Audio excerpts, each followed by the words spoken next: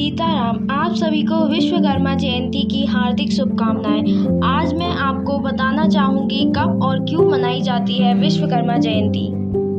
भारत की परंपरागत विशेषता गुणग्राहकता और कृतज्ञता रही है कि जो हम पर कोई उपकार करता है हम उसका आदर करना आरंभ कर देते हैं। आज के वैज्ञानिक युग में भी यदि कोई व्यक्ति त्याग बलिदान का कोई बड़ा उदाहरण उपस्थित करता है अथवा लोक कल्याण के लिए कोई असाधारण कार्य करता है तो हम उसकी प्रशंसा करते हैं और उनकी प्रतिमाओं के मंदिर में स्थापित भी करते हैं। यदि कोई मानव मात्र पर उपकार करे उनकी पूजा अर्चना करना स्वाभाविक है।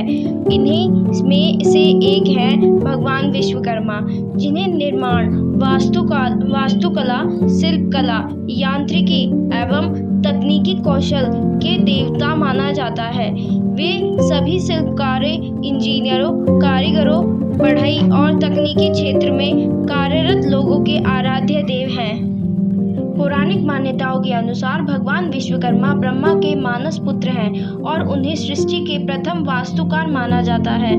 उनकी गणना पंच देवों में की जाती है और वे दिव्य निर्माणों के अधिपति हैं। विश्वकर्मा जी को कई चमत्कारी और दिव्य निर्माणों के लिए जाना जाता है। स्वर्गलोक, इंद्रपुरी, अमरावती, पुष्पक विमान, द्वारिका नगरी, इंद्र का व्रज, शिवजी का त्रिशूल, विष्णु का सुदर्शन चक्र और कुबेर का पुष्पक रथ भी इनके निर्माण माने जाते हैं। भगवान विश्वकर्मा जयंती के दिन फैक्ट्रियां, कार्यशालाओं और उद्योगों में इंजीनियर, आर्किटेक्ट, शिल्पकार, ड्राइवर आदि लोग इस दिन उनकी विशेष पूजा करते हैं। विश्वकर्मा जी जो भी निर्माण किया वह अत्यंत सुंदर, टिकाऊ और कलात्मक था।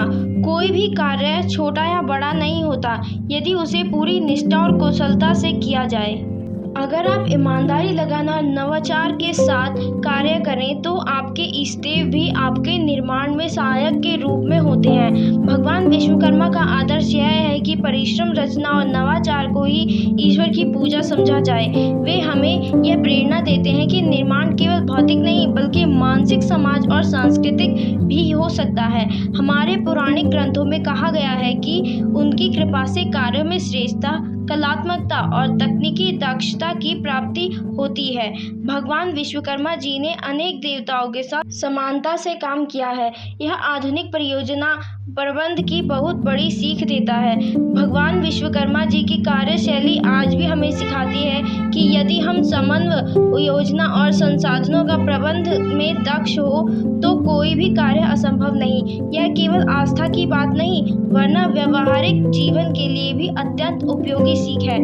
जब परिवार में सभी सदस्य सामंजस्य से कार्य करते हैं तब सुख शांति बनी रहती है। समाज में संगठित प्रयासों से सामाजिक सुधार और विकास संभव होता है। राष्ट्र में एक कुशल नेतृत्व और योजनाबद्ध विकास ही किसी राष्ट्र को समृद्ध बनाता है। भगवान विश्वकर्मा धार्मिक प्रतीक के साथ साथ ज्ञान, तकनीकी और सृजनात्मकता के प्रतीक हैं। वर्तमान युग में जब विज्ञान और तकनीकी का बोलबाला है तब विश्वकर्मा जी की प्रासंगिक और भी बढ़ जाती है। वे हमें यह सिखाते हैं कि सृजन ही जीवन का मूल है और प्रत्येक कार्य अगर श्रद्धा और निष्ठा से किया जाए तो वह ईश्वर का उपासना बन जाता है। भगवान विश्वकर्मा की जयंती आज बुधवार को श्रद्धा और आस्था के साथ मनाई जाएगी। भागलपुर के मंदिरों और औद्योगिक प्रतिष्ठानों बुधवार को विशेष पूजा अर्चना और हवन का आयोजन होगा। श्रद्धालु अपने कार्य क्षेत्र की उन्नति और परिवार के मंगल कामना के लिए विश्वकर्मा भगवान की वंदना करेंगे। पूरे शहर का माहौल आस्था और भक्ति से सरोवर। शहर में दुकानें, कारखाने, वर्कशॉप और दफ्तर की साफ सफाई का काम मंगलवार को देर शाम होता रहा। जगह जगह पंडाल सजाए जा रहे हैं और मशीनों पर तिलक फूल चढ़ाने का तैयारी हो रही है।